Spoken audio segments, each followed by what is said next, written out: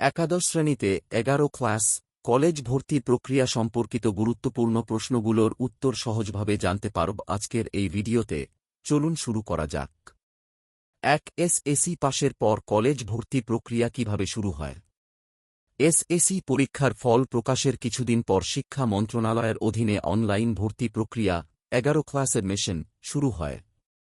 পুরো প্রক্রিয়াটি সম্পূর্ণ ডিজিটাল এবং কেন্দ্রীয়ভাবে একটি নির্দিষ্ট ওয়েবসাইটের মাধ্যমে নিয়ন্ত্রিত হয়।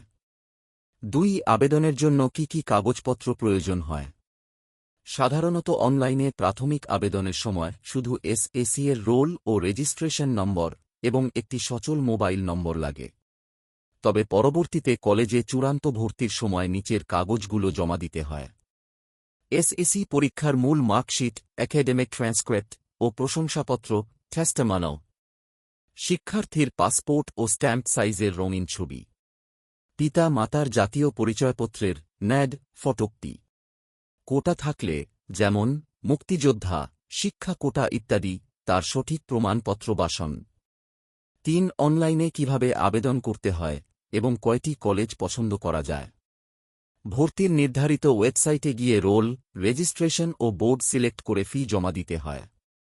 একজন শিক্ষার্থী সর্বনিম্ন 5টি এবং সর্বোচ্চ 10টি কলেজ পছন্দক্রম প্রেফারেন্স লিস্ট অনুযায়ী সিলেক্ট করতে পারে।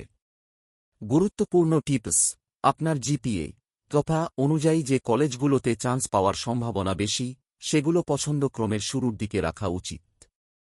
4. মাইগ্রেশন প্রক্রিয়াটি কি এবং এটি কিভাবে কাজ করে? ধরা যাক আপনি 10টি কলেজ চয়েস দিয়েছেন এবং মেধা তালিকা অনুযায়ী আপনার 4 নম্বর কলেজটি পছন্দ হয়েছে। আপনি যদি ভর্তি নিশ্চিত রেজিস্ট্রেশন ফি প্রদান করেন তবে অটো মাইগ্রেশন চালু হয়ে যাবে। এর ফলে পরবর্তী মেরিট লিস্টে আপনার আসনটি ওপরের দিকের কলেজগুলোতে 1, 2 বা 3 নম্বর যাওয়ার সুযোগ থাকলে স্বয়ংক্রিয়ভাবে বদলে যাবে। তবে মাইগ্রেশন সব সময় নিচের দিক থেকে ওপরের দিকে যায়, কখনও ওপরের চয়েস থেকে নিচে নামবে না। 5. কলেজ সিলেকশন পাওয়ার পর করণীয় কি?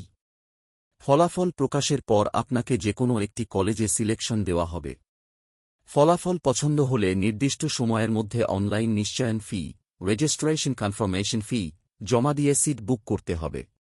যদি আপনি নির্দিষ্ট সময়ের মধ্যে ফি জমা না দেন তবে আপনার আবেদনটি বাতিল হয়ে যাবে এবং আপনাকে পরবর্তী ধাপে আবার নতুন করে আবেদন করতে হবে।